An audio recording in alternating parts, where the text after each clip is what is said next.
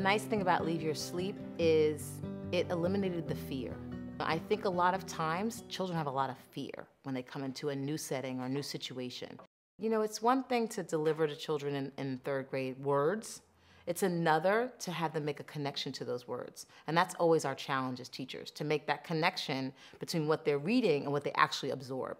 I love the multi-sensory approach to Leave Your Sleep because one of the challenges that we have in the classroom is that we have so many different styles of learning. And initially when they come to your meeting area and they're all together, they're a blank slate. So we don't always know where their strengths lie. And the nice thing about Leave Your Sleep is I was able to identify where their strengths were.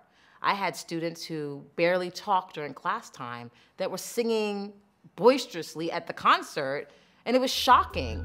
Some kids who, you know, I can't get to make any kind of movement were dancing like they've been dancing all their lives. It was just, the multi-sensory aspect of it was an eye-opener. There was not one child that did not participate, not one. I was able to have all kids engaged at all times. And that's something that was hard at the beginning because the group that I have are very shy and they don't want anyone to see that they make a mistake about something. And with this CD and with these songs, they were able to let that go, those inhibitions go, and let them be themselves. And then when we went to the actual concert and they saw their names up on the big screen and they were like, oh my gosh, our stuff is up there, and they were super duper excited. And I said, you have to, you know, sing loud and proud. And some of the students that actually had their writing up were English language learner students. So they were very shy that, they were surprised that they were chosen, and then they were shy for having to read it out loud. And then they started off softly, and they got the strength, and they became bold enough. They're like, oh, and they heard everyone singing it in the crowd, so that gave them more energy to encourage themselves to do that. They felt so validated, and they felt like their words had so much power that they contributed to the concert, which I don't think they've ever felt before, that they were included. The children made a major connection to her.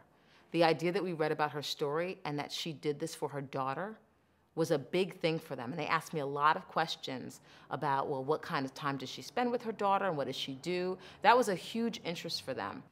She came to the concert as a mom. She treated them as her children.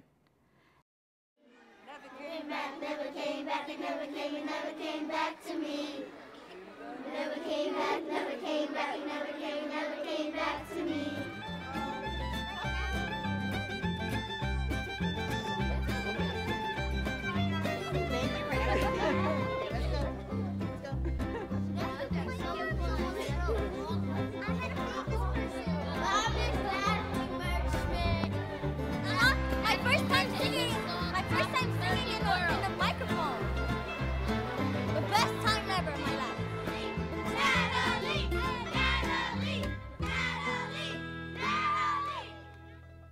Since we've done the unit for Leave Your Sleep, it has opened up a whole new avenue for us because we have our poetry unit, which is coming up next.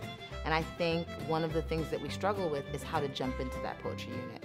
Well, Natalie Merchant has already given us that jumping off point. What's really interesting now is we related poetry to music. So now that when they do listen to the radio and when they do hear music now, they can relate that music that we're hearing is poetry. Because I think what happens is they hear one type of music in their household. They hear one type of music blaring out of the radios, you know, up and down the streets. However, when we introduce it to them in a school setting, now it's okay. Now they realize, you know what, I can like different kinds of music. I can listen to different types of music. It's okay. I don't have to just listen to hip hop. I don't just have to listen to salsa because it's what's played in my community. So I think the nice thing about Leave Your Sleep is now they have a common culture, and we've exposed that to them. Building a community in the classroom is so important, so just that sense of being together and enjoying something, you know, as a group, and being able to talk about it and sharing that experience, I think just that has been so powerful in and of itself. When we're sitting together, you know, in that group circle, you know, kids are sharing their ideas, you know, kids are listening to them, kids are responding to each other. Oh, I agree with you. That was just the way I felt when I heard that. Or, you know, the way you described that poem, that's how I saw it. Or, oh no, I saw it this way, you know. So kids are really kind of able to, you know, have those great conversations with each other and kind of get feedback from each other and build off of each other. So it's building that sense of community through, you know, language and discussion. I think the value of the challenge behind them writing their own lyrics was that they realized that I am an author. Writing is not always going to be simple for me, but I can do it. Wow, I wrote that. I'm an author.